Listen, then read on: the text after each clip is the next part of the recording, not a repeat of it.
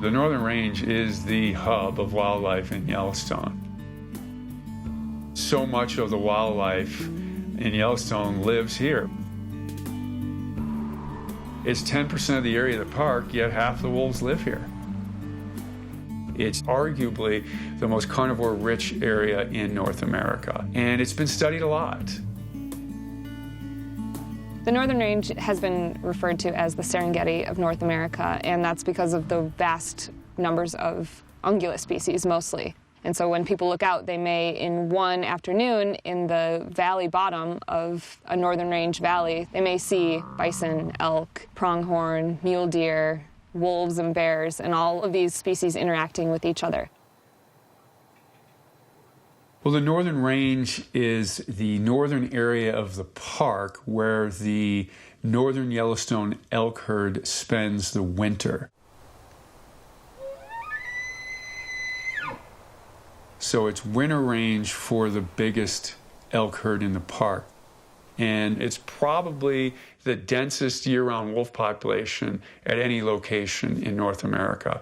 We roughly have 35 to 40 wolves year-round in the park portion of the Northern Range. But we've been as dense as 100 wolves just in the northern part of Yellowstone. And we have pretty high bear densities and cougar densities as well. So we have a great mix of carnivore species, and we have high density.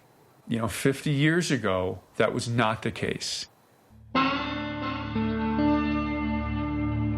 We came into the Northern Range as Yellowstone was designated a park and changed a lot of things. So wolves, coyotes, mountain lions, bears to some degree were all being removed in vast numbers.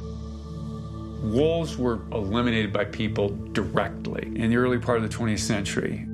So what happens when you kill off the predators? Well, the prey increases to very high levels and starts impacting the environment. And by doing that, the elk herd shot up, and no one really knows how high they shot up. 20, 30,000 was the estimated figure. And they were degrading the environment. Our policy on helping restore nature is fairly clear. If humans did it, we'll help the system get back on the right track. So what was missing were all these carnivores. And so they were not performing their ecological function. Cougars came back to Yellowstone on their own through natural dispersal. We started seeing signs of that in the 80s, and we reintroduced wolves in the mid-90s. And now that wolves and cougars have been restored and bears have increased, the new story is about what happened to all the elk and what is happening to the willow and aspen now that the elk have declined and these carnivores are back.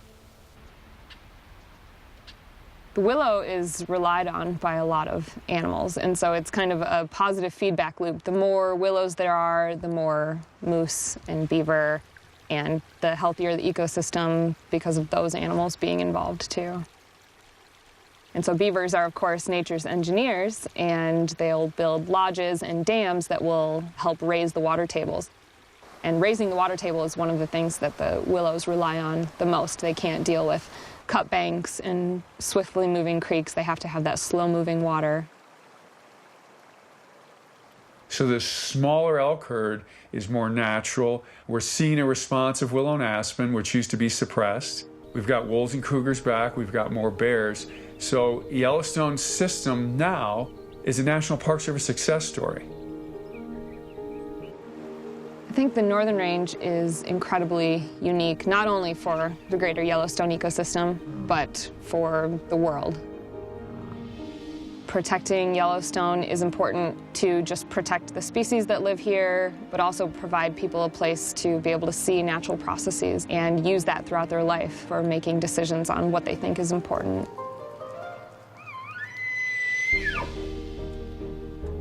I think a huge value of the national parks is to instill awe of nature into people. Going out on a landscape filled with grizzly bears is not the same as, going to the mall. And seeing wolves bring down an elk or seeing two wolf packs clash right in front of you are life-altering events.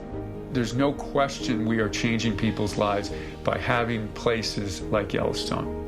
And the Northern Range is probably the heart of the park, and the park's the heart of the ecosystem. So it's all built upon each other, but at ground zero is the Northern Range.